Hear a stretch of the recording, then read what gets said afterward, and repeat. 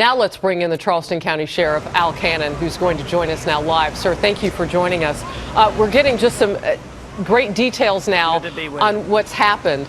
And I know there's a little bit of a delay, but let's work together on this. Can you bring me up to speed right now as to what the greatest message is that you're telling people about this case? Well, that Charleston is unique in a lot of ways. This evening's vigil is a good example of the community, and not just the faith community, but the community coming together and enveloping the congregation and family and the relatives of the victims. The Mother Emanuel Church, and it has now become job number one in terms of satisfying those needs as it relates to the mourning and the grieving of these victims and their families. You know, one of the things that we learned from the coroner is that this process could take a little bit of time because she's playing an important part of this investigation by piecing together what happened as best she can from a forensic standpoint, what happened inside that church. And so you're talking about support that the community is giving the families, so on and so forth. Absolutely, and this was most obviously an attack against those victims, but it was in many respects an attack against the community, and I think the response has been and will continue to be from that perspective, that we all grieve to an extent, certainly not to the same extent as family and close friends, but we knew many of these folks. I have employees and friends that attend this church. It's a historic church. Senator Pinckney and I just very recently spoke. I actually tried to call him last night when I heard about this.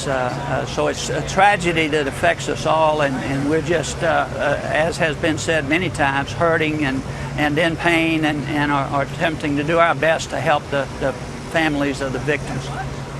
Sheriff Gannon, I had no idea that you had reached out to him. Bless you. I mean, that must have been such a shock.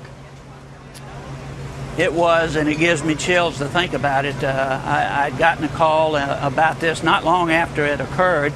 I was out of town and didn't get back till this afternoon. But, you know, it's ironic, Harris. I was in Washington at the FBI sponsors a National Executive Institute, and just yesterday we studied about Martin Luther King, his speech the night before he was assassinated, his letter from Birmingham in which he appealed to the faith community to take a stand and to join them as they confronted the injustices that were occurring at that time. And it just to a few hours later be informed of this tragic situation was just an eerie feeling for me. And then, like I say, reached out to the senator and was unable to get him. It's just horrific.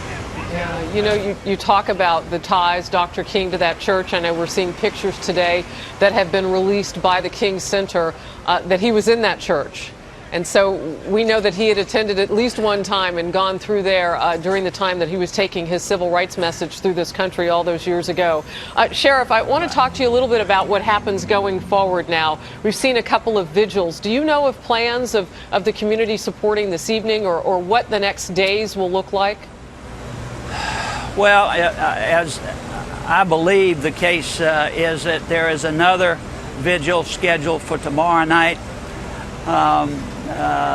There will be a lot of efforts to identify opportunities to reach out to the families and support them in their grieving. It's traditional in the South, in particular, to have family and friends over and for different people to provide food and drink for the large number of people that will come in family-wise, as well as people who just come to share the loss and the grief with the victims' families, and so there'll be a lot of those. Of course, the family's going to have to make plans for the funerals and those sorts of services. So it's just by nature of how many folks are involved here, is going to, occupy much of our time and efforts here in the next week or two, or even longer. A lot of love being spread, as you said. Normally when I would talk with a sheriff, someone close to an investigation, we would talk about the particulars of that. Hearing your personal connection to all of this is really touching, and I want to thank you for sharing that with the nation. Thank you, Harris. Charleston County Sheriff Al Cannon with us today. Thank you.